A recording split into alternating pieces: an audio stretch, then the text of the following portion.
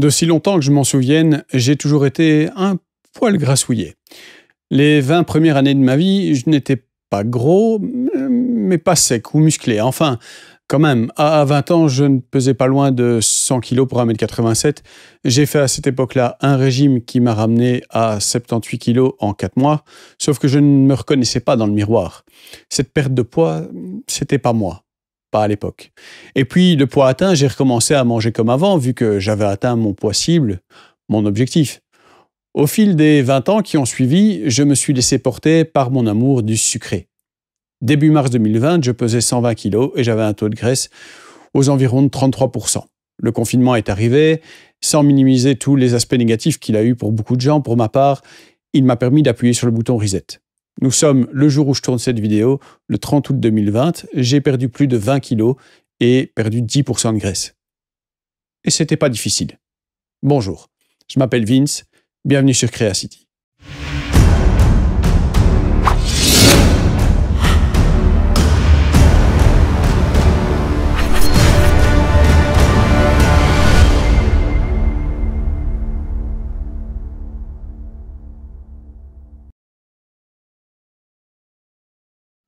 Ce poids, je l'ai perdu grâce à 3 personnes que je n'ai pourtant jamais rencontrées.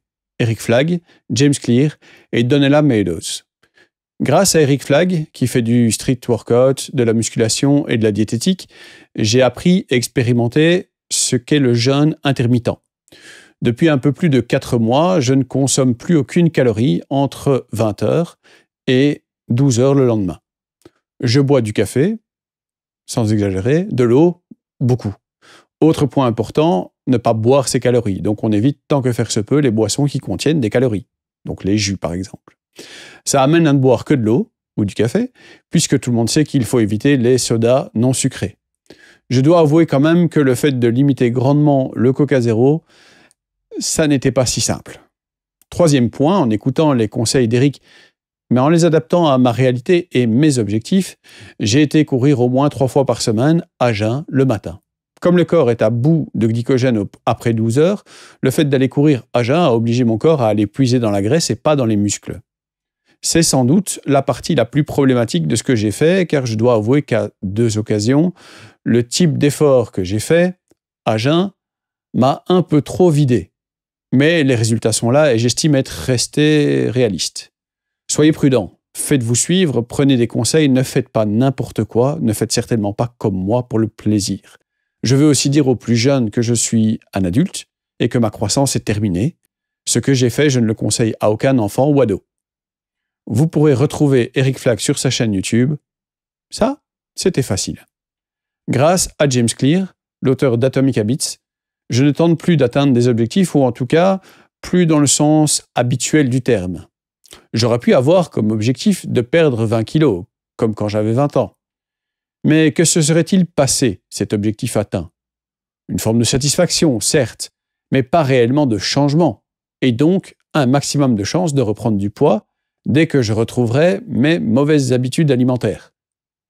Au contraire, il s'est agi de viser des micro-changements d'habitude, ces petits pourcents qui vont s'accumuler avec le temps pour produire des effets énormes.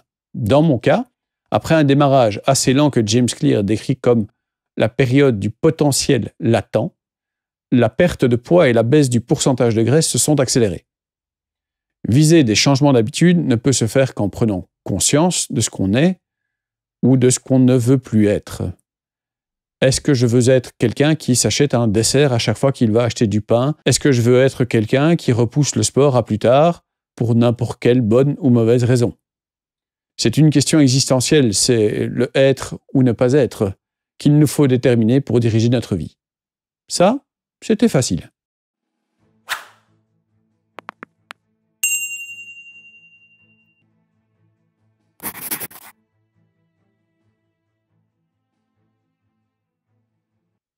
La troisième personne, Donella Meadows, n'est plus de ce monde. Une de ses contributions les plus marquantes concerne le systems thinking, cette façon de réfléchir le monde comme une infinité de systèmes interconnectés. Je pense que ce concept mérite une vidéo en soi, donc je n'en dirai pas trop pour l'instant. Il y aura sans doute une petite explication là-dessus.